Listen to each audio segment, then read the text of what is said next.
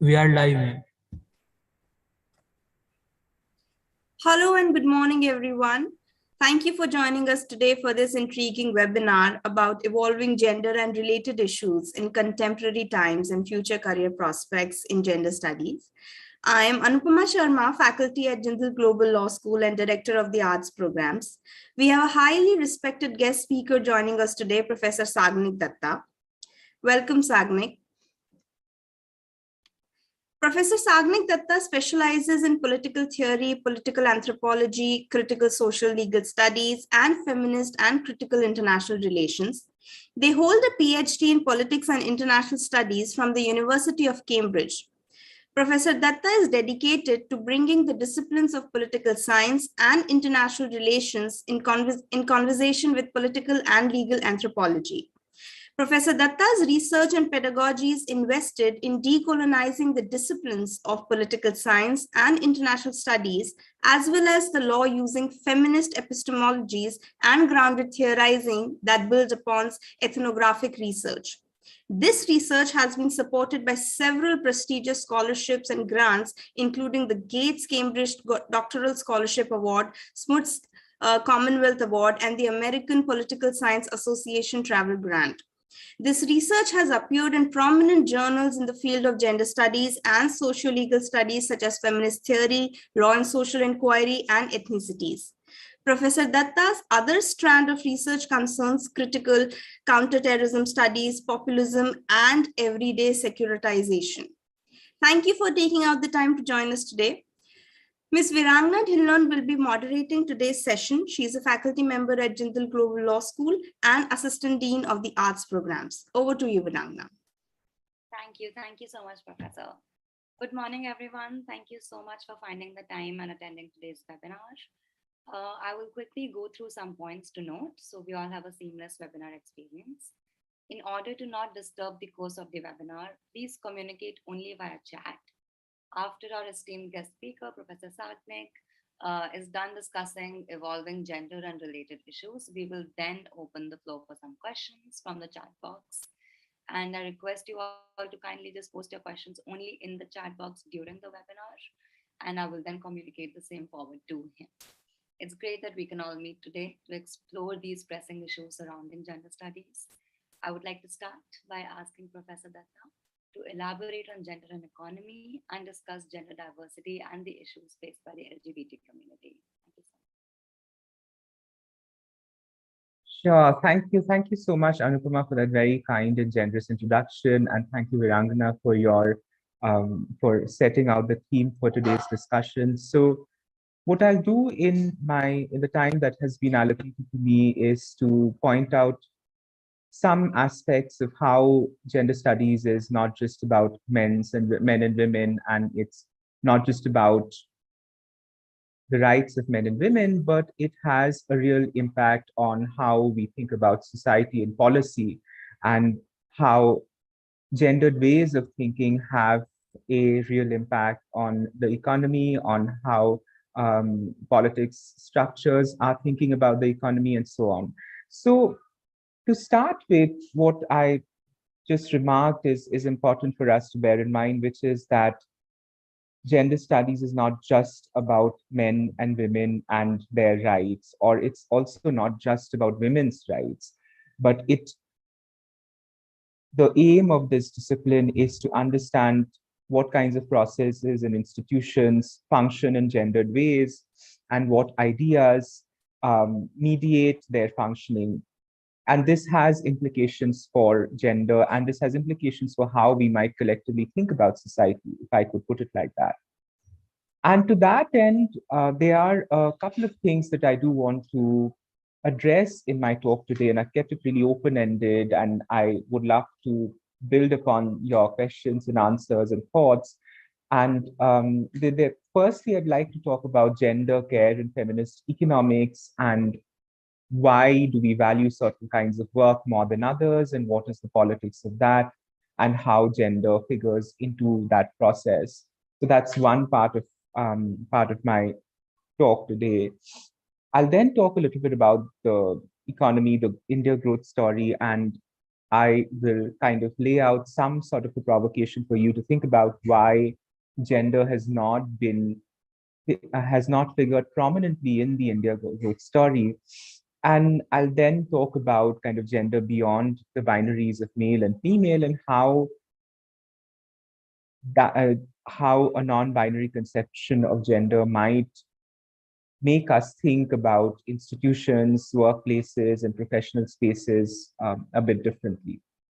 So to start with, uh, let me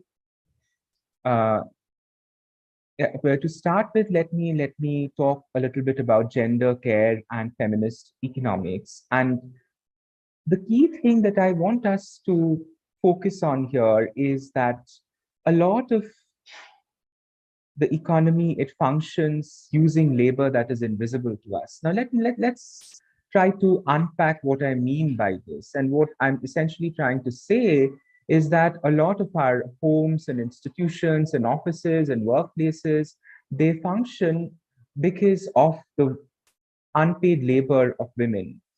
And this labor is never even recognized as such. So we would not be able to run our workplaces, for instance, if we did not have women doing that unpaid labor. So one aspect of this labor is caregiving.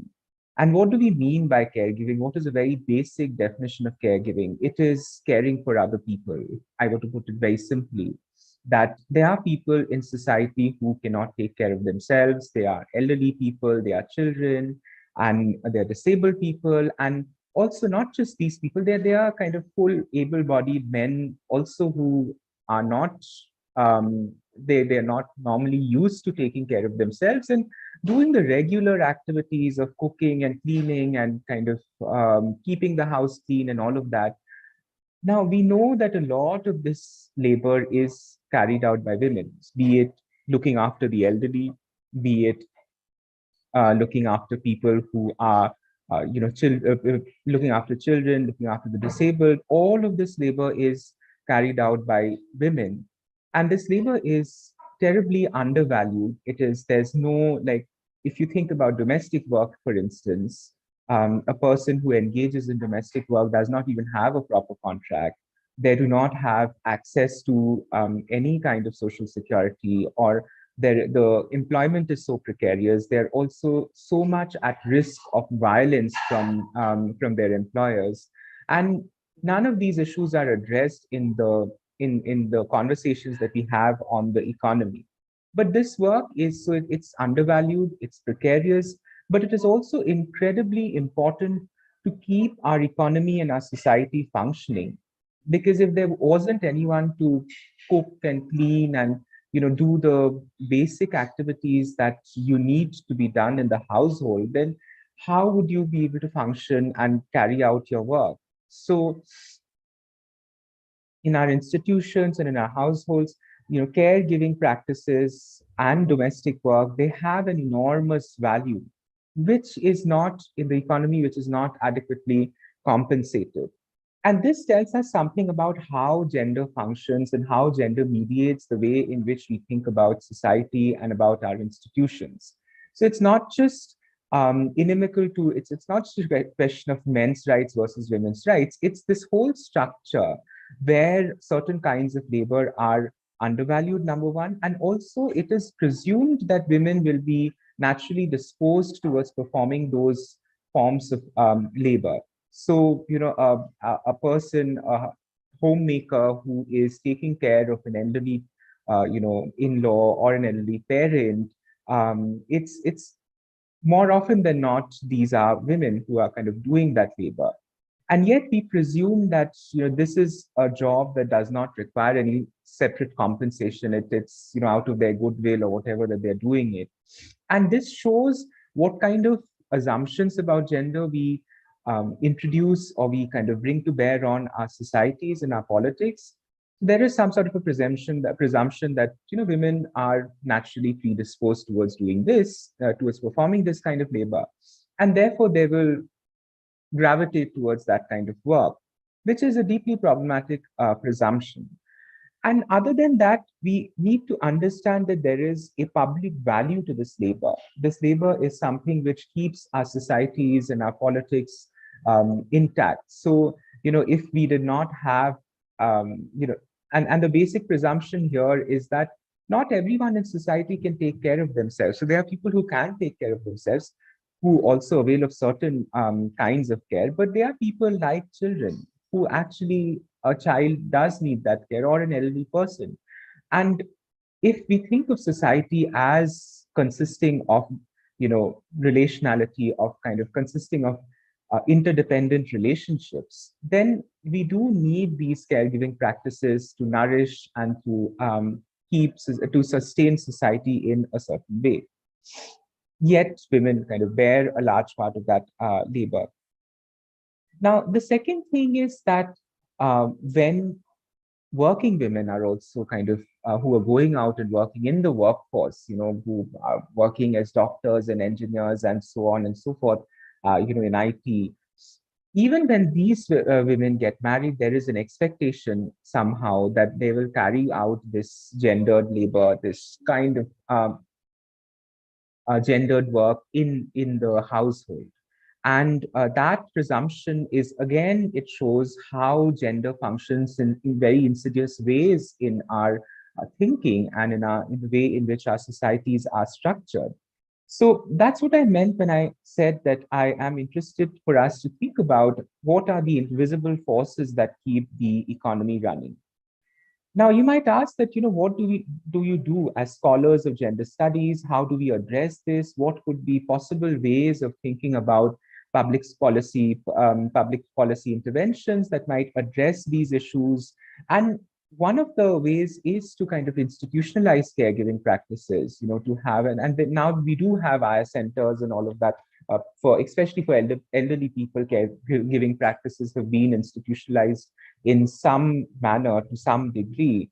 So there is domestic work, that there is some sort of institutionalization, but even so, there needs to be a concerted endeavor to kind of ensure that people are able to secure better contracts, more secure contracts for this labor that they are doing.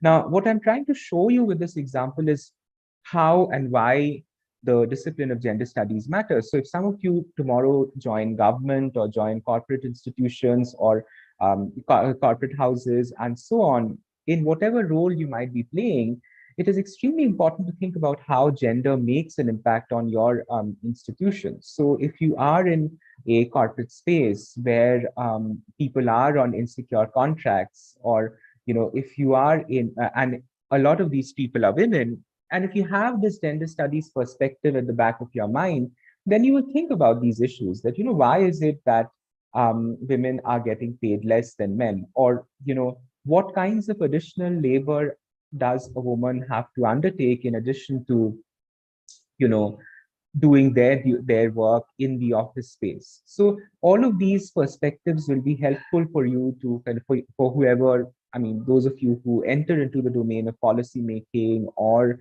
into the domain of academia, to think about why this kind of labor needs to be valued, and what kind of compensation needs to be given to women, and also what are the multiple challenges that women have to navigate when it comes to addressing this kind of this kind of a patriarchal social structure. And we increasingly see that the institutionalization of gendered care is happening to some degree, but even so, there remain a lot of challenges in terms of, again, who is in charge of the institutionalization.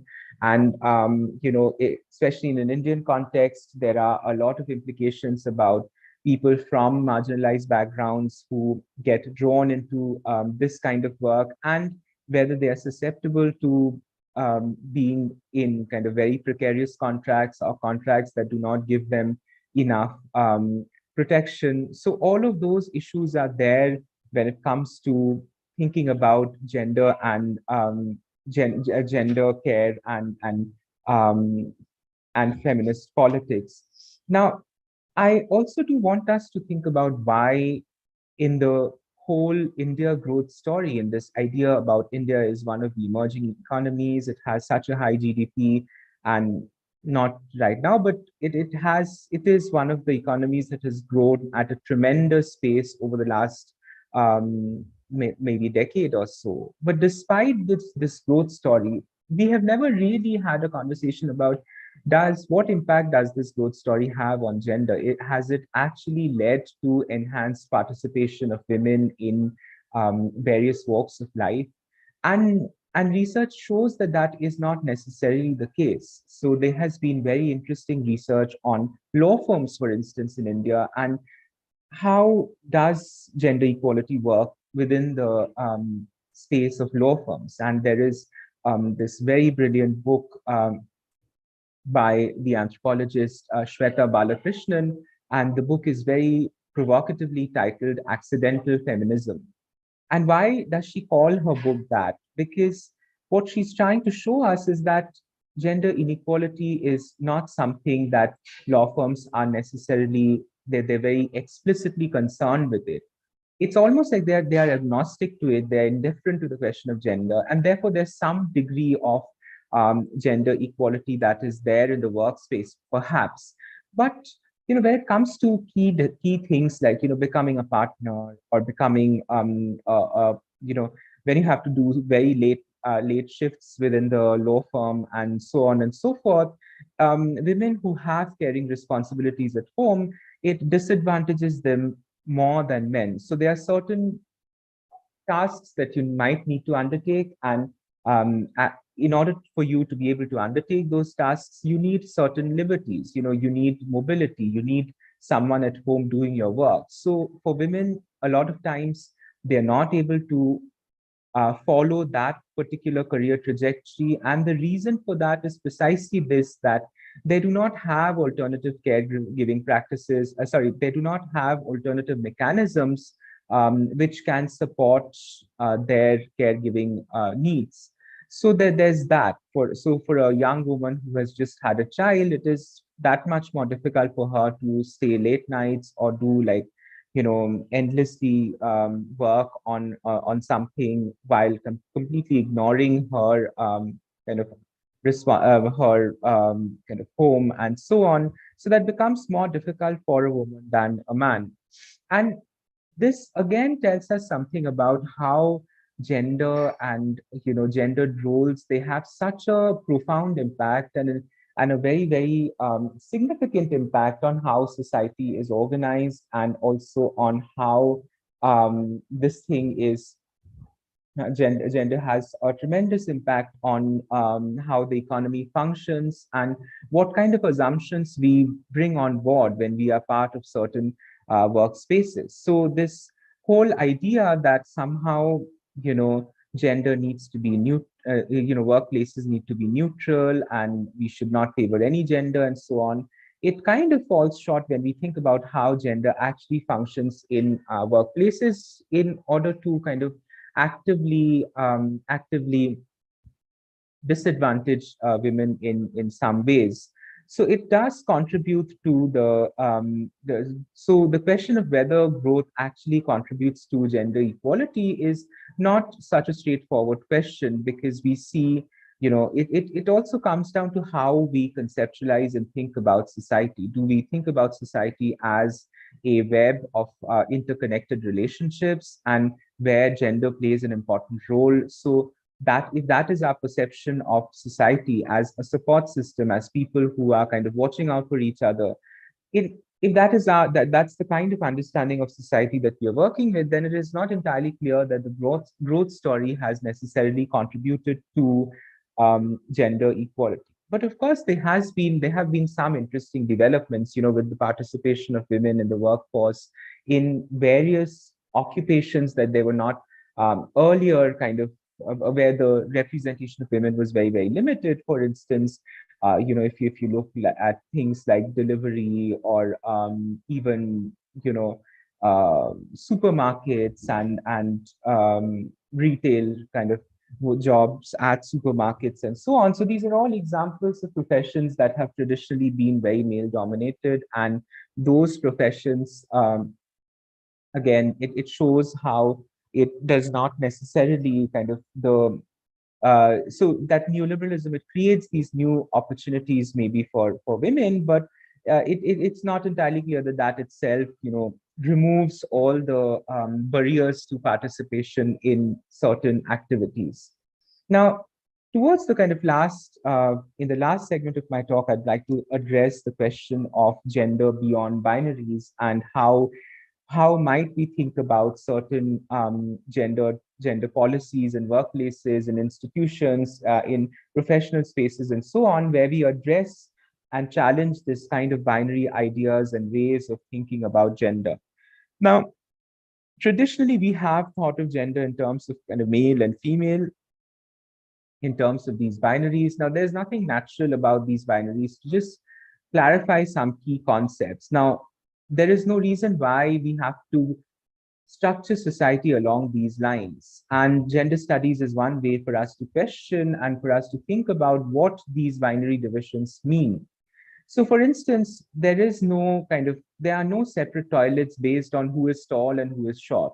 So why would we have separate toilets for people of separate genders? So this kind of a presumption that, there is one essentialized conception of a man and only one way of thinking about a woman, and that, this creating these binaries and differences between people based upon the gender identity that they were assigned at birth, it is something that further consolidates the idea of gender, that there is only one way in which you can think about your gender identity.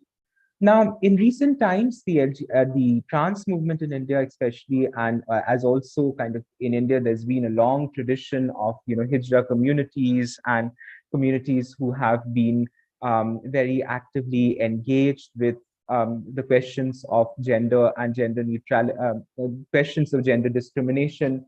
I mean, these communities, they do not kind of subscribe necessarily to the gender binaries of male and female, and for any society to be accepting, to be open to different ways of life, to be open to kind of the choices that people make, you have to take into consideration what you're doing with gender in the workspace or in educational institutions or in professional spaces. And to that extent, I think India is at the cusp of a change where we see that there is, at least for LGBTQ inclusion, there is a fair amount of conversation that's happening, and there is pressure on the corporate sector and also on various other educational institutions to address the question of, especially in the corporate sector, to address the question of LGBT inclusion. So if that is what we want to kind of work with, the first thing that we need to bear in mind is the question of what do we do when we think about gender beyond binaries? We are questioning this whole idea of gender binaries, and then we know that there are various other iterations of gender, such as transgender, and there are such as the transgender identity, and there are also other ways of thinking about sexuality beyond the normative heterosexual framework. So if we take all of these categories into consideration, and if we think about kind of people as choosing from a range of options, and not just from a range of options, they're also like, maybe not everyone will identify with the same gender at a given point in life. So there's always that window of opportunity that someone who is part of a cis heterosexual framework today might always kind of conceptualize themselves, they might present themselves as queer people. So when that happens, it is important to have, it is for this very reason that it is important to have LGBT kind of plus policies in place in the workplace. And as kind of young students, you will train in if you do train in the discipline of gender studies, what would be important for you again to think about here is the workplace dynamic, and what workplaces allow certain kinds of gendered expression, and what workplaces do not allow that kind of gendered expression. And here, I think I could sort of run you through some of my own experiences in the academia and in kind of public speaking and public writing and in journalism. So in another life, I used to be a journalist for many years, and as a journalist, I saw this kind of there was again, resistance to thinking about or talking about gender beyond the gender binaries. So again, a lot of gender issues and a lot of feminism issues actually become about they are actually in effect women's issues. So that is one thing that we do need to bear in mind. And but that might not always be a helpful way of addressing the various configurations, the various kinds of ways in which people find various kinds of ways in which people find of articulating their gendered identity. So, which is why, this whole conversation about pronouns and why it matters, it is precisely to signal this. So, if those of you who are not aware of this, so now when we assign people a pronoun such as he or she, or we also have they, them now for non-binary persons, what are we doing in that process? We are trying to question the idea that, you only have one gender and that is the gender that was provided to you or assigned to you at your birth. Now, that's not always necessarily the case. And for a lot of people, they struggle with the gender identity that they were born into and they want to uh, shift to another gender identity. Now, we have to honor that and we have to understand the impulsions, the motivations for doing that. But at a more basic level, what people are owed by us is this kind of avoidance of gendered identity. So what do I mean when I say this? So if you refer to a gender, to a cisgender woman as, or say if you refer to a cisgendered heterosexual man as he, then you're already presuming that this person identifies as a man, whatever the implications of that might be. You're presuming that this person is a man and that this person necessarily uses the pronoun he. And though that might not always be the case. So, but that is the default mode of thinking that we tend to fall into, is about these gendered binaries, is about gender as being, only one thing that you need to include in your policy documents, in your whatever, when you're preparing any kind of outline of anything, you need to put one line on gender. So these things, it shows how kind of enduring the legacies of colonialism, the legacies of gender binaries are. And that again is something that is extremely important to do a lot of research and writing and thinking around that. Some people are doing it, but kind of for those of you who might be interested in these topics, it would be wonderful for you to actually think about what LGBT inclusion might look like in certain workplaces, and what are the unique challenges that LGBT plus and LGBT plus inclusion presents. And one of the challenges is about the question of identity, the question of who is out and who isn't out. So sometimes people cite random statistics saying that so and so person in certain town is that this certain town does not have any gay men or does not have any homosexuals. So what we are presuming then is that because it's a very male dominated space and because there are only mostly kind of men coming in and going out and so on in those male dominated spaces, there is some sort of a presumption that these are spaces that there's a presumption about how the gender identity and the gender binaries are getting concretized further in these places. Now, it is important for us to remember that how these ideas feed across institutions. It's not just in your IT or in railways or whatever in any other institution, but even within the academia. This is so pervasive, and it makes it that much more difficult, I guess, if there is no political will or if there is no sensitivity about gender among our among people who are in power. So that again leads to a reification of gender, and that leads to people using the same kind of the same reasoning and so on. So this is what is this is what happens when we can't think about gender beyond the binaries of gender. Now, there are lots of things that you can do with this knowledge. And like I said, that it doesn't just have to be your kind of picking up all of this knowledge from here. And somehow, this is not just something that's purely at the level of theory, but It's very much to do with how we might think about gender in an office space, in an educational institutions, in the parliament, and so on. And everywhere you'd see that gender discrimination exists, number one. And number two, you will see that gender also functions in ways that are gender discrimination functions in ways that are very, very insidious, if I could put it like that. So, this presumption that if you're a certain gender because you are assigned that gender at birth, it can be very troubling for people. It can kind of really trigger them. And that trouble and that triggering happens because of the way in which they have been slotted and cast um, a gendered into a gendered binary. So yeah, so to sum up, like some of the key points that I tried to make in today's presentation, they are first of all the idea of care work and unpaid labor, and how that unpaid labor and care work is able to sustain the economy and it is able to sustain the economy by kind of sending by being available in ways that are not easy to kind of monetize. So that's how they add to the economy. And at the same time, there is this story of kind of women's labor, especially being not recognized as labor, or not being adequately given enough time for us to think about that labor. So that again shows the deeply gendered nature of these movements. So that is something that is a consequence of gender beyond binaries.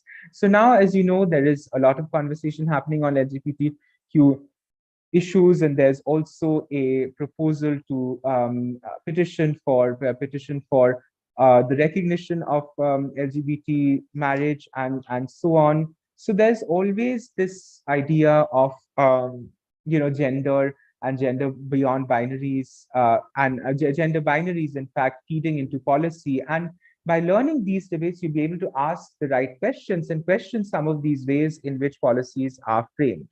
And one good example of that would also be, I think, the transgender bill in 2019. And what the state does with that bill, what is the problematic aspect of that bill. I hope some of you are at least kind of at a very surface level have some understanding of that bill. So what was required of the transgender person, according to this new bill, was extensive documentation to prove their identity. And that process of continuously going through, either going to a doctor or going to the local whatever counselor to get these papers is an extremely humiliating process.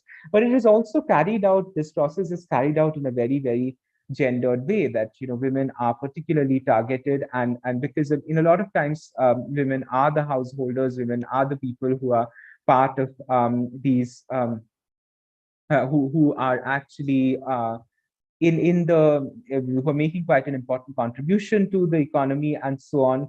So therefore, this gender beyond binaries is also kind of very much overtaken by these kind of policy discourses and so on. So there are a couple of things that I kind of thought I'll mention before I wrap up, and I look forward very much to your interactions, your questions and answers. And but the possible pathways in terms of, there have been some questions about the pathways and what do you do with a gender studies degree and so on. So I think there might be quite a few options, and one of them being kind of the academia. You can venture into the academia and look at some of these issues in more depth as a PhD student. You can engage in policy research, and you can also engage in work in the development sector, which is again a sector that is very, very aware and very, very apprised of the latest developments in gender. And there's a lot of emphasis on people coming and joining these spaces and hoping to have a better life. So that's the those are some of the policy takeaways that one can think about from studying gender. So yeah, so I think I will stop here, and I will be very, very happy to maybe have some discussion about specific points and issues that I've raised, and if there are kind of more follow-up questions. So I think I'm going to stop here and over to kind of Virangana. And I really enjoyed speaking at this session. Thank you. Thank you so much, sir. We really enjoyed listening to you. I do have some questions personally, and I would love if I could ask you maybe one of them. So you gave the very interesting example of the additional struggles that might be faced by a woman working at a law firm. And we would actually expect law firms to be more proactive in addressing these issues. But there seems to be a lag in addressing such concerns that women have been dealing with since a really long time, how they've managed their household duties and managed to go on professional duties. So it's the additional work. So, what do you believe are the reasons behind this? And what suggestions would you give to solve this problem, particularly for the law firm? Thank you, Virangana, for picking up the example of the law firm, because it's also, I think, a very, very, it's an interesting space, and it's very intriguing for a number of reasons, because like you yourself pointed out, that one would expect that these are, extremely liberal, if I could use that word, spaces, and very, very forward looking and all of that. But that often is not the case. And that, I think, the basic reason is it shows us how um, deeply gendered patriarchy functions, even in very, very professional spaces. And one of the manifestations of that is that, even though in a law firm you have these outward trappings of modernity, you do have people who actually are not questioning enough about what kind of struggles women are facing in addition to their work. So, because our society is set up in such a way, and because of these structures of patriarchy, and they function in such insidious ways, that the fact that women's labor in the household is putting an additional burden on her is not something that even comes up for discussion.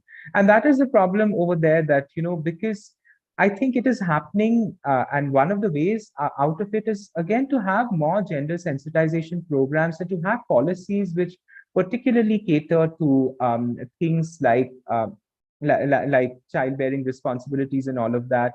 And in the Supreme Court, I remember there was some years ago, the Supreme Court now has a creche for for people with young kids. So if we can think of at least initiating the conversation on why these issues matter, and on having these issues through gender sensitization programs, which includes all genders, I think that might be a good step for all workplaces to be a bit more humble and a bit more accepting of the fact that gender inequality is very, very deeply ingrained in our societies, and we do need more proactive efforts to address that inequality, and if you will. So, yeah.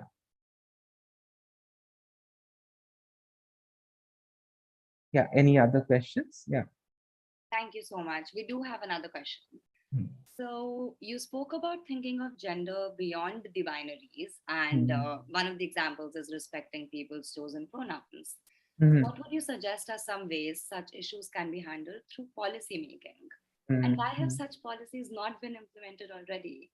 If there is any resistance against the same, what are the reasons behind these resistance? Yeah. So, what are the other ways in which we can address the question of gender non-binaries? I think, yeah. So the Nalsa judgment by the Supreme Court, it gave people the right to self-determine, the right to self-recognition in a gender that they could choose. So I think that's a very, very important first step. And to start with, I think that should be institutionally implemented at all levels, where you know you're able to choose your gender irrespective of the gender that you were born in. So the right to self recognition of gender without undergoing any kind of surgical procedures. So we have to actually factor into the thinking of policies that gender is, after all, it's a social construct, and there are ways to negotiate it and to challenge it. And those who are doing that challenging are doing incredibly brave work, and their work needs to be duly recognized. So that at a very basic level, a recognition of that is, I think, important, and it is helpful. And why has it not been implemented? I think, yeah, my response would be very similar to my response in your to your earlier question about law firms, that there has been a lack of again, a lack of understanding, if, for the lack of a better word, maybe, and also a lack of kind of a lot of it is also presumptuous in the way in which we think that okay, oh, so this is not something in society that needs to be addressed, or that is a major problem in society. So if unless you think of it as such, as a problem that needs solid kind of policy interventions, if you will, to address that problem, so the problem is not even recognized as a problem. And I think that is the big issue over there, that even until very recently, and here I can speak from my experience of working, there was no kind of the conversation around sexual harassment. It didn't include transgender persons, or it didn't include gender non-conforming persons. And that is awful, because people from other genders are routinely subjected to persecution, routinely subjected to a lot of violence, and it makes it difficult for them to work in certain institutional spaces. And that is a violence that needs to be addressed through policies of, get people who are encouraging, who are engaging in these kind of activities, kind of, some sort of a code of conduct needs to be in place to prevent people from kind of bullying other people, or kind of, yeah. So those are some of the things that I think you might find helpful if one is doing a design of kind of possible ways of addressing these gender non-binary identities in workplaces. So that. Thank you so much, Professor Saknik, for this intriguing talk and for bringing into light the different issues surrounding gender inequality and the importance of studying gender. Most importantly, so we can start this conversation, because as you said, that's what leads to these policy decisions, and that's what leads to this change that we wish to see. Now we'll move on to the next phase of the webinar and discuss the possible career pathways after a student has completed an undergraduate degree in gender studies. I request you to please share from your personal career journey, what are the possible future prospects for students who wish to pursue this specialized degree? And if any of the attendees have any specific questions regarding this, you can please post that in the chat box or the Q&A box. Thank you so much. Yeah, I can think of several possible career trajectories that you can take after a degree in gender studies, and one of them would be a career in the academia. One could kind of go on to do a master's and then a PhD, which is kind of, gender studies is a discipline. It gives you a grounded training in on the issue of gender, and there's a lot of intersection with other disciplines such as sociology, political science, and anthropology, and so on. And you could go on to do higher studies in the academia through those through kind of by aligning yourself or situating yourself in either of those disciplines. Now, what is important here to think about is that the prism of gender studies is something which is giving you an exposure and a certain kind of training, and a certain kind of, if I will, in certain insights, which will help you again in thinking more about research. What kind of research do you want to do? How does gender matter to that research? So all of this will become clearer to you as you kind of go through the course, and as you're planning your whatever next master's or PhD, whatever you will. So the academia is clearly one kind of possible career pathway.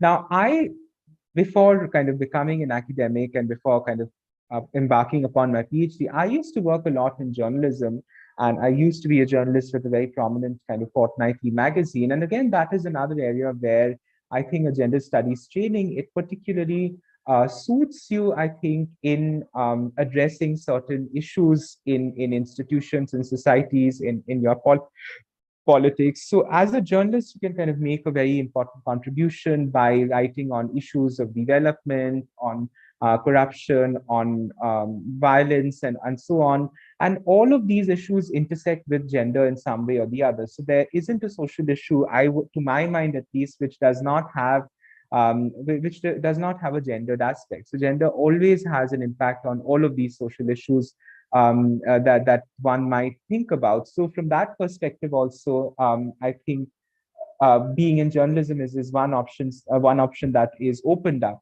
And a lot of people engage in development activities and in policy research work. So you have policy think tanks in Delhi, such as the Center for Policy Research and CSDS and all of that. So all of these think tanks are also often willing to kind of engage people in policy research, though policy research functions a little bit differently, I think, than academic research. And it is useful to bear in mind which kind of research interests you more. So if it is research that would lead to clearer outcomes or ties with policy outcomes or objectives with public policy, then it might be a better fit for a public policy department. Whereas if you want to do more theoretical literature, think about what kind of implications the study of gender has for XYZ, then you might kind of do another kind of research. So again, so policy research of various kinds is there, and that can be a good entry point, I think, academically and kind of professionally.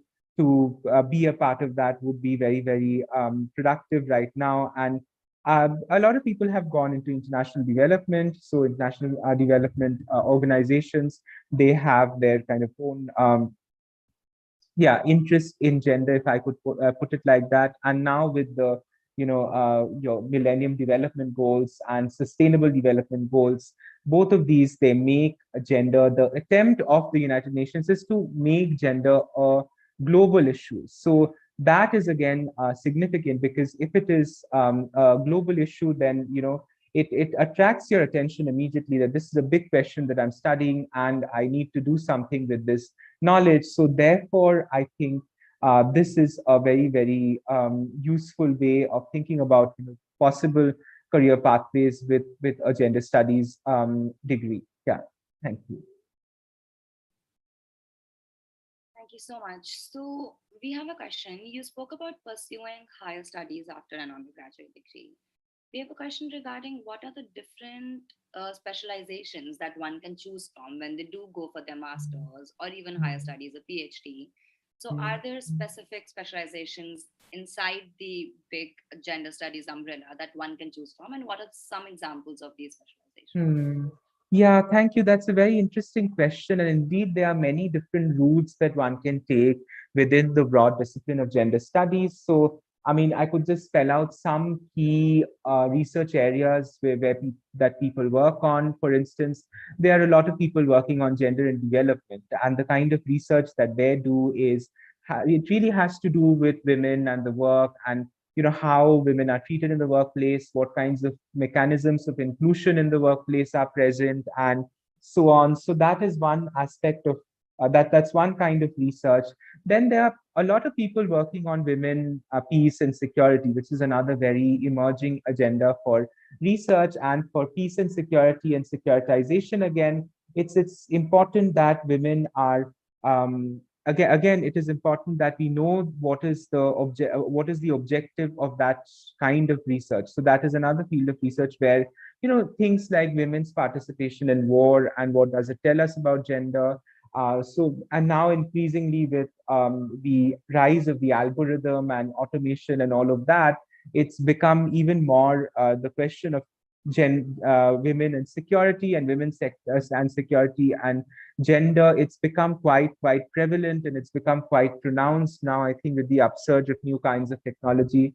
Then there are other people who who I know, who were working more in the kind of subfield of gender and international relations, and they're very interested to know how gendered ideas intersect and shape, ideas about key concepts in international relations, such as international order, or even things like the liberal international order, terrorism, and so on. So when we study these processes, what impact does gender have on our understanding of these processes? So that is another area of work.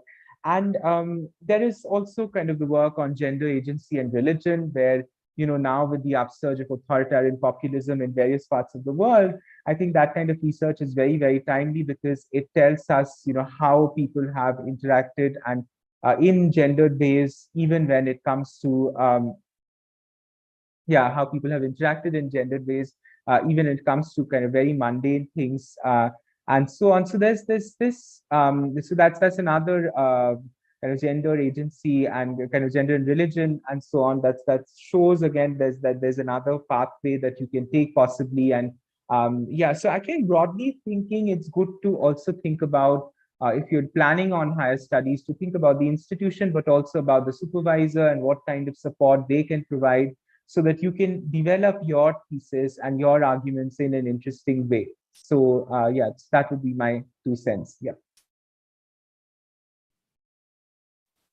Amazing. Thank you so much. So we do have another question. Considering, we're sorry for all of these questions, Not but at all. It's my pleasure. Yeah. so considering the omnipresence of gender issues in the various aspects of society, nationally and internationally, is there a possibility for international work like collaborations, projects, maybe with the UN related organizations? What are the possibilities there? Yeah, yeah, there's definitely possibilities there because of transnational solidarities and the whole question of multilateral governance and so on. And gender equality is a very important focus area for United Nations work. So for international organizations like the United Nations, that is one possibility where you might find interesting work. But there's also the possibility of international NGOs like Amnesty International and so on, which are focused on human rights issues and human rights violations. Again, a lot of it has to do with gender. So there's definitely possibilities of collaboration and of working with these institutions abroad that are doing your kind of work. So yeah.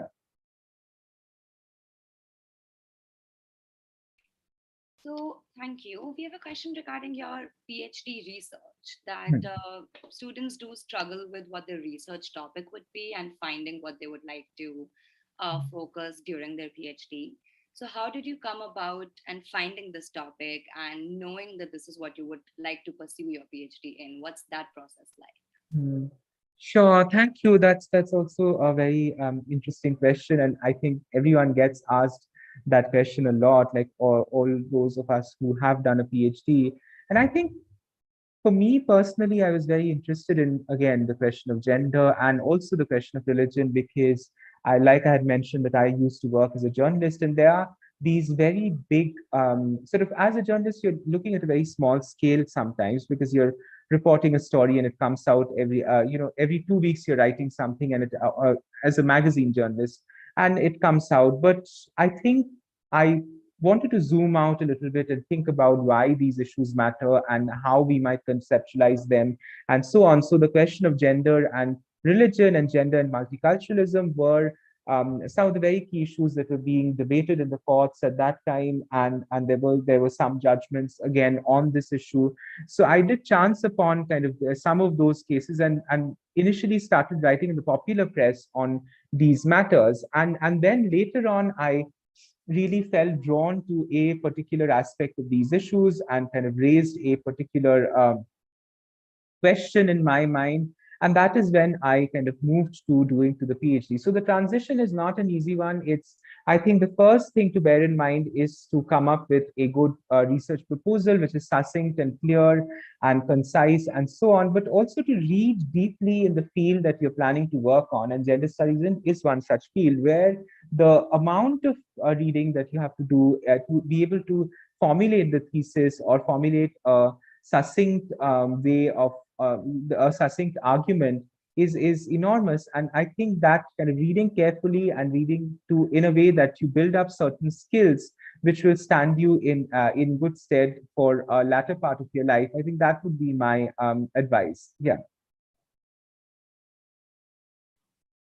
Thank you. Thank you so much, Professor Datta, and thank you, everyone. We appreciate you all being here. Gender studies has been a prominent and fast growing field of study since many years. It offers a diverse range of career prospects, including academia. OP Jindal Global University is offering a specialized residential 3-year BA Honors in Gender Studies course, and many interesting and fundamental courses like Introduction to Feminism, Men and Masculinity, Foundations of Queer Theory, Gender and Popular Culture, Artificial Intelligence and Gender Equality, etc., form part of this curriculum. For further details regarding the same, please feel free to get in touch with the counselors at JGRS and find more information at the website. Professor Saknik, if you would like to have any concluding remarks, please. Thank you so much. Otherwise, thank you all. We are done with all of the questions that we had. So thank you so much. Thank you for your time. Thank you for making this such an engaging webinar. We really enjoyed this discussion.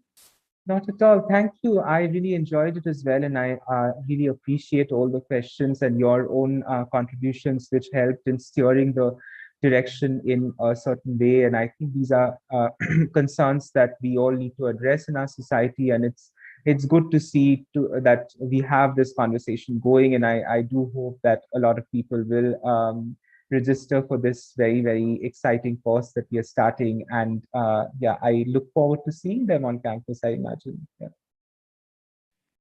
Thank you. Professor Anupama, I request you to please deliver a word of thanks for Professor Saknik.